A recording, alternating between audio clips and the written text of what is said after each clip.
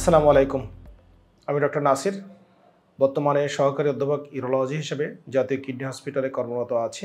একটা পেশেন্টের প্রোস্টেট বড় হয়েছে, তার আসলে আমরা কি পরীক্ষা ম্যান্ডেটরি করতেই হবে। একটা মেল অর্থাৎ পুরুষ যার বয়স 50-এর বেশি, সে যদি ইউরিনারি প্রবলেম নিয়ে আমাদের কাছে আসে, তাহলে আমরা তার 4টা ইনভেস্টিগেশন অবশ্যই করাবো। প্রথমেই হচ্ছে একটা আল্ট্রাসোনোগ্রাফি। আল্ট্রাসোনোগ্রাফিতে আমরা আসলে কি দেখি? আল্ট্রাসোনোগ্রাফিতে আমরা দেখি আসলে প্রোস্টেটটার আসলে সাইজ কতটুকু।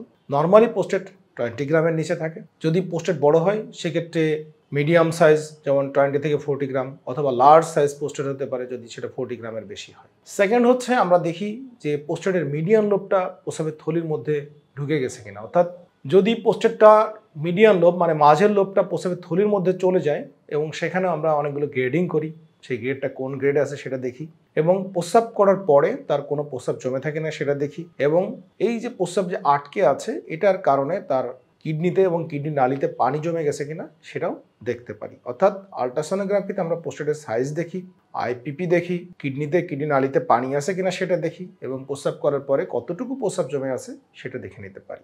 সেকেন্ড যে জিনিসটা করি আমরা ইউরোফ্লোমেট্রি, অর্থাৎ প্রস্রাবের ধারার টেস্ট করি। প্রস্রাবের ধারা আমাদেরকে ইন্ডিকেট করে যে এর আসলে প্রস্রাব করতে কতক্ষণ লাগে, প্রস্রাবের ম্যাক্সিমাম ফ্লো কতটুকু, অ্যাভারেজ ফ্লো কতটুকু, এবং প্রস্রাবটা কি থেমে থেমে আসে কিনা, সবগুলো ইনফরমেশন আমরা ইউরোফ্লোমেট্রি থেকে পেতে পারি। আর একটা হচ্ছে আমরা সেরাম ক্রিয়েটিনিন করি, অর্থাৎ তার কিডনির ফাংশন যে স্ট্যাটাস সেটা আমরা জানতে চাই।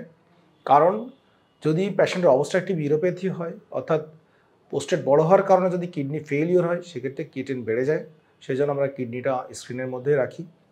আর একটা হচ্ছে সিরাম পিএসএ।